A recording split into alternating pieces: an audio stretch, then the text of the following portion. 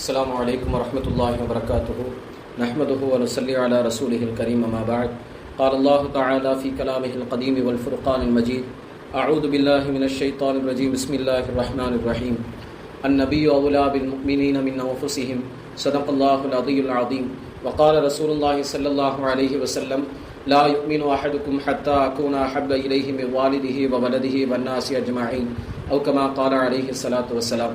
அளவற்ற அருளாளனும் நிகரற்ற அன்புடையோனுமாகிய அல்லாஹுவின் திருநாமத்தை கொண்டு துவங்குகிறேன்.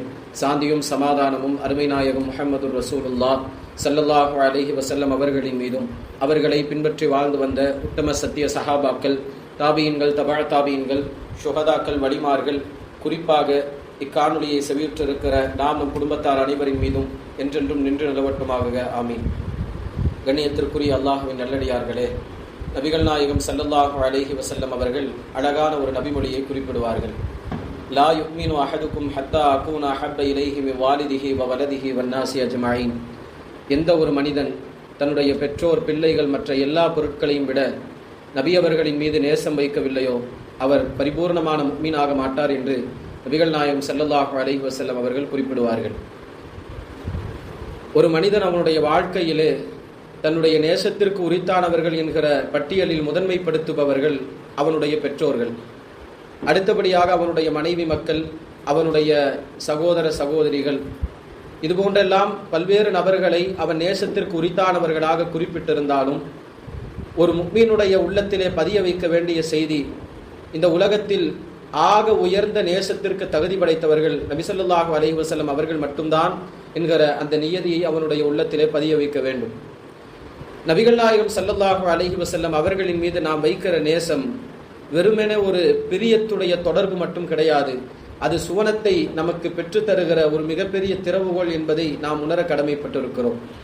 அல்லாஹு ஜல்லஷானஹு தஆலா அருள்மறையாம் திருமறையிலே பல்வேறு இடங்களில் நபி அவர்களை பற்றி குறிப்பிடுகிறார்.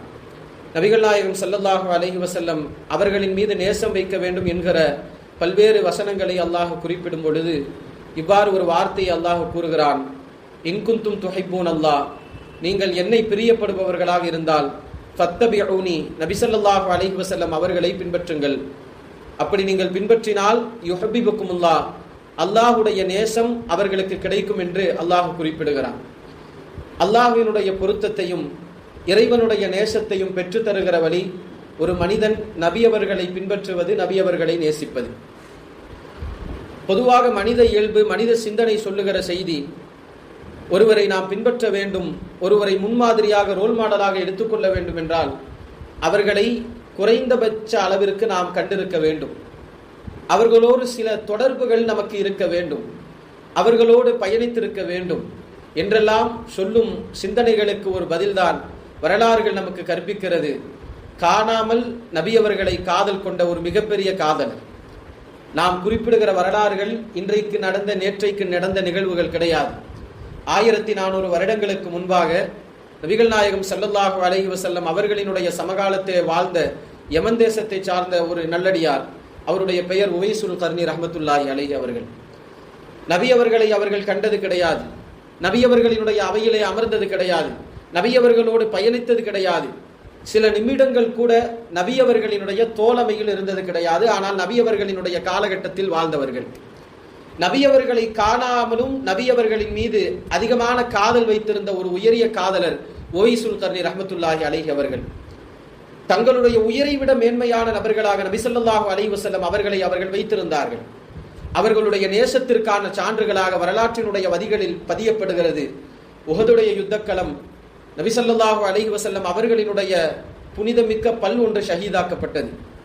இந்த செய்தியை கேட்ட உவைசுல் கர்னி ரஹ்மத்துல்லாஹி அலைஹி அவர்கள் ஒரு கல்லை எடுத்தார்கள். கல்லை எடுத்து அவர்கள் தங்களுடைய மொத்த பற்களையும் உடைத்து எறிந்தார்கள்.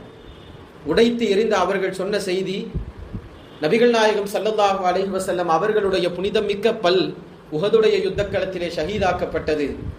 என்னுடைய ஹபீபுடைய எந்த பல் ஷஹீதானது என்பதை நான் அறிய மாட்டேன். எனவே என்னுடைய ஹபீபிற்கு இல்லாத பல் எனக்கு தேவையில்லை, எல்லா பற்களையும் உடைத்து விட்டேன் என்று உவைசுல் கர்னி ரஹ்மத்துல்லாஹி அலைஹி அவர்கள் குறிப்பிட்டார்கள். அல்லாஹு ஜல்லஷானஹு தஆலா குர்ஆனிலே குறிப்பிடுவான் அல்லவா, அந்நபியு அவுலா பில் முஃமினீன மின் அன்ஃபுஸிஹிம், முஃமின்களுக்கு நபி அவர்கள் அவர்களுடைய உயிரை விடவும் மேன்மை மிக்கவர்கள். ஒரு முஃமினுக்கு அவனுடைய உயிரை காட்டிலும் நபி அவர்களினுடைய பிரியம், நேசம் என்பது உயர்ந்ததாக இருக்கும் என்கிற சான்றாக இந்த உலகத்திற்கு வாழ்ந்து காண்பித்தவர்கள் காணாமல் காதல் கொண்ட காதலர் உவைசுல் கர்னி ரஹ்மத்துல்லாஹி அலைஹி அவர்கள். காணாமல் காதல் கொண்ட இந்த காதலருக்கு அல்லாஹ் வழங்கிய வெகுமதி என்ன தெரியுமா? நபிகள் நாயகம் ஸல்லல்லாஹு அலைஹி வஸல்லம் அவர்கள் இஸ்லாத்தினுடைய பெரும் கலீஃபாக்களாக திகழ்ந்த ஹதரத் உமர் ரலியல்லாஹு அன்ஹு அவர்கள் அலி ரலியல்லாஹு அன்ஹு அவர்களிடம், என்னுடைய மறைவுக்கு பின்பதாக யமன் நாட்டை சார்ந்த ஒரு நபரை நீங்கள் சந்திப்பீர்கள், அவருடைய பெயர் உவைசுல் கர்னி, அவரை நீங்கள் சந்திக்கிற அந்த வேளையிலே அவருடைய துஆவை நீங்கள் பெற்றுக்கொள்ளுங்கள் என்கிற சுப செய்தியை குறிப்பிட்டார்கள்.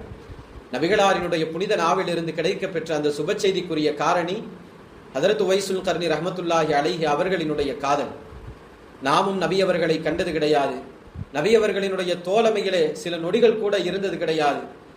ஆனால் இவ்வுலகத்திலே காணாமல் காதல் கொண்ட காதலர்களாக எப்படி உவைசுல் கர்னி ரஹ்மத்துல்லாஹி அலைஹி அவர்கள் வாழ்ந்து காண்பித்தார்களோ அதே நேசத்தையும் பிரியத்தையும் நாயகத்தின் மீது வைக்கிற நாயகத்தினுடைய காதலர்களாக அல்லாஹ் ஜல்லஷானஹு தஆலா நம் அனைவரையும் ஆக்கி தந்தருவானாக. மரணமாகிற வேளையிலே லா இலாஹ இல்லல்லாஹ் முஹம்மது ரசூலுல்லாஹ் என்ற கலிமாவோடு மரணமாகிற ஒரு பெரும் பாக்கியத்தையும் மறுமையில் நபிகளாருக்கு பணிவிடை செய்யக்கூடிய ஒரு பெரும் வாய்ப்பையும் அல்லாஹ் ஜல்லஷானஹு தஆலா நம் அனைவருக்கும் வழங்கி அருள்வானாக. வாஹிர் தஅவானா அல்ஹம்துலில்லாஹி ரப்பில் ஆலமீன். அஸ்ஸலாமு அலைக்கும் வரஹ்மத்துல்லாஹி வபரகாத்துஹு.